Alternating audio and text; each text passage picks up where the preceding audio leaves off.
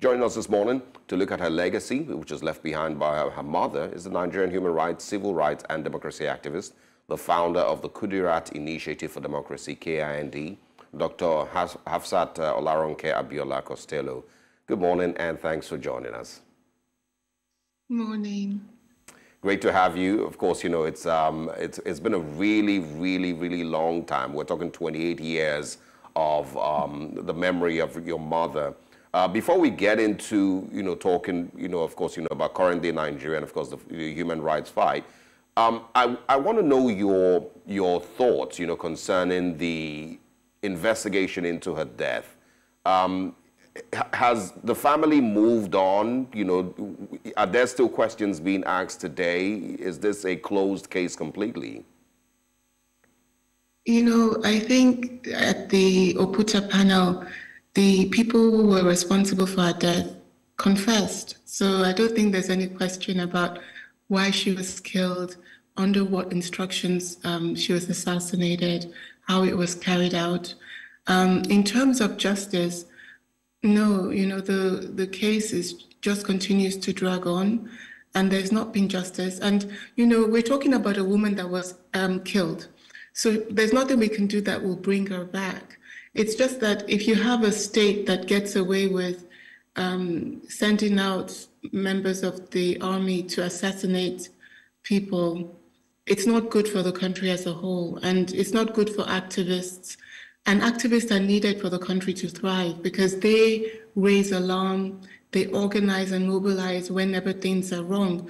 So they should not be in danger of their lives while they do that, because many times, even that they do that, if they succeed, the country gets better. So we shouldn't be supporting an environment that makes it hard for people to speak their truth to power. And unfortunately, in my mom's case, there's been no justice, as you say, 28 years later. Yeah, wow. I remember I did, see a few clips of the Oputa panel with Sergeant Rogers, as it was popularly called, confessing to the crime. Of course, said Major Al-Mustafa also, was the one who asked him to do it. So it must be really heartbreaking, and I can't even imagine, what you're dealing with. So if it doesn't matter how many years pass, it's still going to have the same pain. So my heart, of course, and condolences to you once again. Absolutely. And now, looking at what we have today in Nigeria's current democratic terrain, how would you rate where we are in the fight or in the advocacy of democracy, rule of law? Would you say, we're in a good space, or would you say that you're not particularly pleased by what we're running? To be fair, my sister, I feel that we cannot say we're in a good space. We cannot say that. That's the truth. Our people are struggling. Our people are struggling. They are, when my father campaigned in 1993, his campaign manifesto said, "Farewell to poverty." The poverty is still so rampant across Nigeria. The National Labour Congress is on strike. I understand that perhaps they're about to enter into an agreement with the federal government. And many people are questioning the methods by which they've undertaken this strike. But we should note that it's been a year that they've been trying to come to an agreement with the federal government. And the minimum wage is 30,000 naira, about $22. The poorest Nigerians cannot afford to live by that.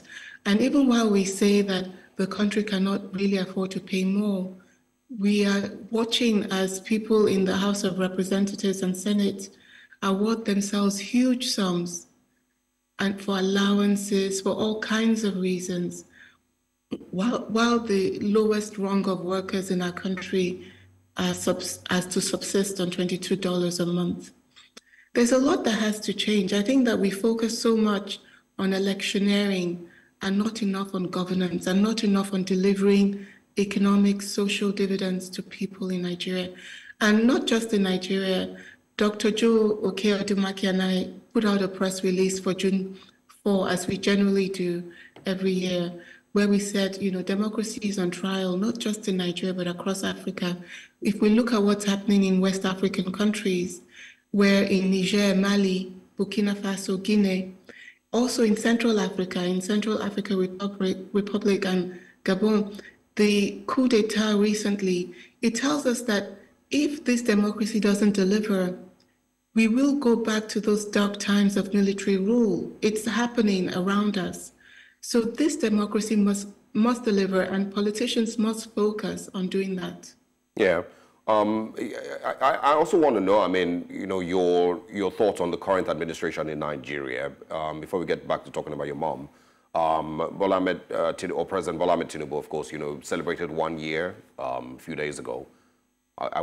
Maybe we didn't celebrate it, but, marked 1 year since inauguration. What are your thoughts, on, where Nigeria is 1 year after his inauguration? Well, so just by way of background, for undergrad, I studied economics, and for graduate school in China, I studied pretty much economics again, but with a focus on Asia, on how they developed. And that's really my interest.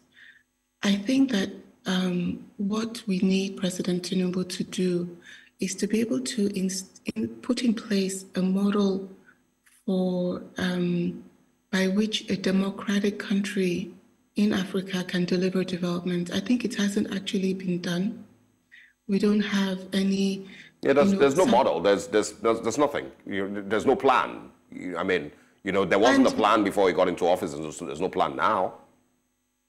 The thing is that we know he's a brilliant strategist. We need his attention focused on delivering a strategy by which the largest populated African country can actually have broad-based prosperity, not the neoliberal economic model that gives us a few rich people, mega rich people, who then we wait for crumbs from. The Nigerian people are too dignified and powerful in and of themselves to have that kind of undignified economic system, and it's an insult to the Nigerian people. That's why they've been, what you call Japa, they've been leaving the country in droves, because they are so talented, they're so hardworking, that if they go into another country with another system, they tend to thrive there. We need to be able to deliver within Nigeria a system by which Nigerians can thrive within Nigeria. All right. So and now that work is going to do. It's not. I know he has set up an economic team full of brilliant people. I saw that my sister Funke Okpeke is on that team, and she's so brilliant. And there are a lot of good minds. They have to use these resources to deliver. The focus often is the political campaigning. Nobody is interested in that after elections. As an average Nigerian, they're interested in what their lived reality looks like, and that needs to be the focus now. All right, so let's bring the focus now back to your mother. Even as we mark her unfortunate demise, or many years ago, if your mom was here today, what would you think would be her core message? What would you think would be the message she would be trying to drive here in Nigeria, and the impact that you think she would have been making here? The message she used to share a lot on TV, on radio, in the marches, was to women. And she used to say that we have a task to raise our children, but we also have a task to make sure that the world is ready to receive those children, that the world that the children will enter into reflects the values that you've been teaching them at home. She wanted women not just in the household, but also on the streets. She wanted them in the boardrooms. She wanted them in leadership. We have one of the lowest rates of women's representation in government in Africa. And given the way that women led, financed, we're in co-leadership with men during the June 12th struggle, it's a disappointment. And something needs to be done to change that. And I think my mother's message will be around this, because the studies that have been done show that women invest more in communities. They invest more, when they have disposable income, 90% of it goes to their families and communities, whereas for men, it's 40%. when we look at Africa and we look at Nigeria and we're concerned about the lack of broad-based prosperity, it should be clear that women are an untapped resource that can help us really accelerate development and growth and shared prosperity. We need them in the government, we need them in the corporate suites, we need them everywhere in our society. And when we look at the women in the informal sector, we also have to think about how to support them so they become more successful. The country's future may well depend on this. Yeah. All right. Do you also feel like, the activism that your mom championed back then, do you think that, people who, of course, learn from her have carried the same activism till date? Are you maybe disappointed with, current Nigerian activism, for a better Nigeria? I think a lot of the politicians went back to politicking. And politics is not an end in and of itself. It's actually a means to an end. The end is that the country should improve. The end is that the people should see the value of being Nigerians. They should feel that they're well taken care of as Nigerians. A lot of our politicians are just looking for how to advance their own political influence, impact, their own power.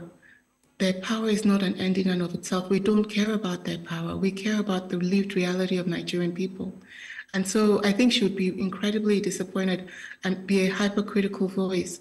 The activists like Dr. Joe Odemaki and so many others, journalists, they keep fighting, they keep talking, but I feel that until the politicians understand that they're running into a brick wall, when they look at the coup d'etat in other parts of the region, it should be a warning to them that they're running out of time and they need to start to deliver.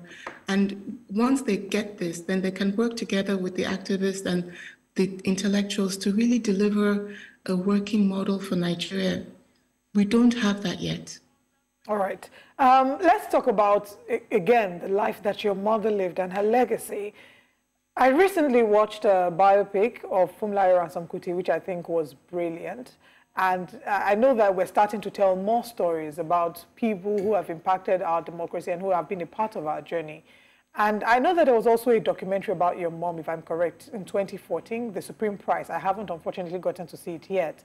But would you be open to a fresh biopic being done about her? And if yes, what would you think, or what is a message that you would like for people to remember whenever they see it? Or what feeling would you want that to evoke when people see it? Thank you for the question. I'm looking forward to watching the biopic on Funmilayo Ransome Kuti that was done by Bolanle Austin Peters. Brilliant work. She's incredible. And she's been telling our stories. There are many filmmakers like her. We need to tell our stories. We have incredible stories as Nigerians and as Africans. And the era in which our stories were deleted, erased, where our achievements, even within Kemet in Egypt, what we call Egypt now, and the attempt to make everything as if Black people never achieved anything is so wrong. And it's an attack on our identity, which I think as Nigerians, we should be in the forefront of correcting. We need to let the world know that there have been achievements, there have been kingdoms, there was the Songhai kingdom. There's so much of our history that we need to share so that people know that Black history is not just a history of slavery, slave trade, and colonization. But having said that, we'd be more than happy to support the telling of this story of my mom. And I think the key message that I would love for us to take away from her story is how a high school graduate, mother of 7, wife of this larger-than-life figure, was able to craft out for herself a way to make her own contributions to our country. I think all Nigerian women have contributions that they need to make because Nigeria is still unfinished. We need to really put our country in the right position to do well for the 200 million people in Nigeria who are suffering. That's not something we should leave to men alone. Men can contribute a lot. They're doing what they can. But I think the fact that we're still not at the finish line suggests that they need help too. And women can provide critical thinking. They can provide courage where the men sometimes lack that courage. And especially now that the whole world is now looking at climate change, we're now looking at militarism, the global geopolitical fight between East and West. Nigeria has a role to play in Africa to help guide Africa for how Africa emerges through all of those conflicts in a stronger position, because we have 1.4 billion people on the continent of Africa. We've been powering the world's prosperity for centuries, and it's now time that we power our own. Yeah. I mean, maybe the last question for me this morning, would be, what would justice mean to you? If we go back to those, of course, who owned up, to the murder of your very beautiful mom, what would justice mean to you? Justice would be the federal government acknowledging its role in what happened to her, and it's not so much, and to put in some penalty on the people that did that, not because of my mom, as I say, she has died, but my concern is that if we allow things like this to be done without any penalty, it's actually a danger for activists in the country always, because other people can be directed to go and commit dastardly acts, and they know that there'll be no penalty for it, and then they will. So we need to protect Nigerian people. And so there should be some kind of penalty. There should be an acknowledgement. But the most important thing, and the thing that breaks my heart the most, is that which they gave their lives for, that both my mom and dad gave their lives for, which is that the Nigerian people should live in a country that has said farewell to poverty. We're still not there.